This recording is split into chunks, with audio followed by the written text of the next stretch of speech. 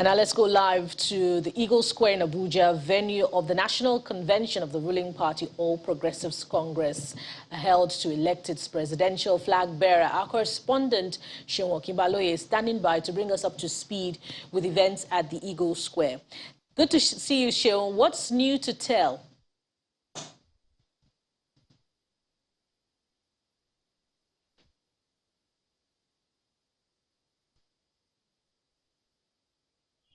Look behind me. Let me just get off the camera so that you can see. That is the state box where you will find the VIP, the president, the vice president, the senate president, the speaker of the House of Representatives, the ministers, and all that you can recognize as a VIP are going to be in that glass cordon area. And so what happens at the end of the day is those of the party officials are also expected to be with them. But as we speak, nobody's there. Now, what we're seeing and here at the moment, based on what we're covering, is the International Conference Center. That is the venue for the accreditation exercise earlier. We saw some agitation and some protest from some delegates from states about a list of the delegates and what they've described as some untoward development around the list of delegates. We understand that the party is dealing with it.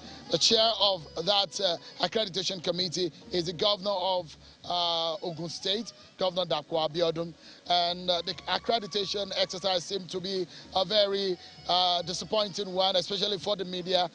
Some of us who have gotten out from about 6 a.m. and up until this moment, they see struggles to get accreditation. That has been a major problem, which naturally one would think that shouldn't be any issue just to get accreditation, because letters have been sent to the party to give accreditation to the different media organizations, but it looks to me like a problem. Let me show you around, Bukola. So on this ground, of course, where the speeches are going to happen, on this other side where the stage looks set and everything looks set, and where you can see the paraphernalia of the party, the colors of the party have been designed all over the place, all over the arena. And of course, you see, should there be an election, a voting process, the cubicles for that is already stationed, and it looks to me that that is set.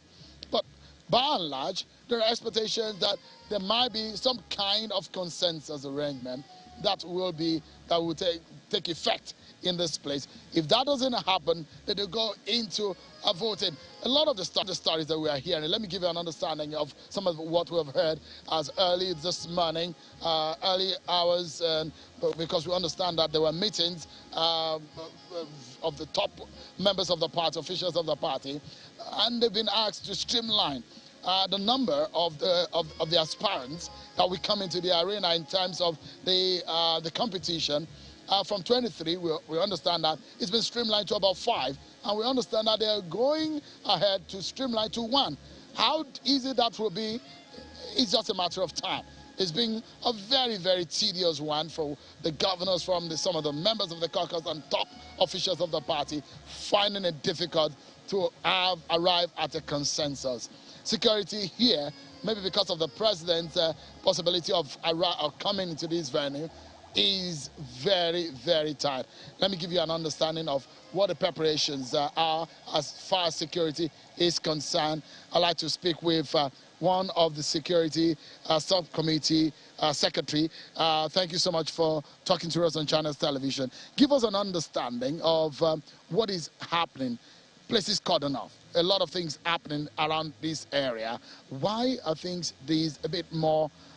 It's not the usual. Yeah, there's an elaborate arrangement, I must assure you. You see, we are going to have the commander-in-chief here, the vice president, who is also an aspirant, and we're going to have the governors, the VVIPs, some members of the diplomatic corps, our delegates, and then the party members. So it is a highly charged environment. So security is paramount, and we went to very large extent to ensure that there is safety of life, safety of everybody here, safety of the process. It has to be transparent. It has to be seen to be transparent. and it will be transparent. Have you heard, sorry to cut you there, have you heard, and do you have any intelligence report or any information that has raised the kind of tension that we see around here in terms of the grip that security operatives have had on this arena? Yeah, I may not go into the final details of what we have as a security committee, but I want to assure you that there are mitigating factors for every threat. And the agencies, the interagency synergy is topmost. We have the army at the outer cordon, we have the police, we have the DSS, we have the Federal Road Safety. Everything is working in sync. So is it true also that some of the federal parastatals and the offices around here have been shot because of this event too? Technically, you may want to say that. Remember, it's not a public holiday.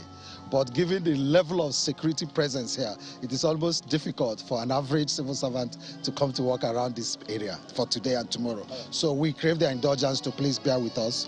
And like I said earlier, the traffic control is perfect.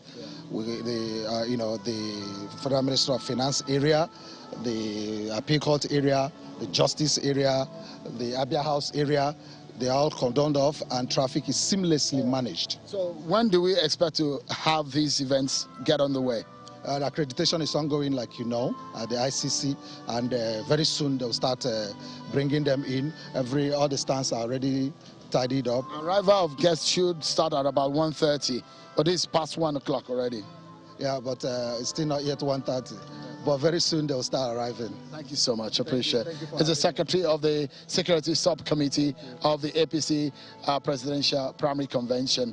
Well, Bukola, by and large, little activity, much expectation. How much the ruling APC will live to the expectation and the bidding?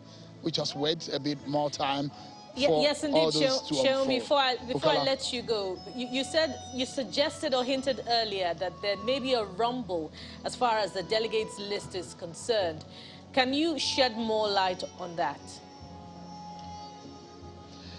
Yeah, the expectations are, Bukola, that about 2,340 delegates expected across the country from all of the representation of the APC. The expectations are that 3 delegates per local government across the country. So if you do the mathematics, it should take you to about 2,340.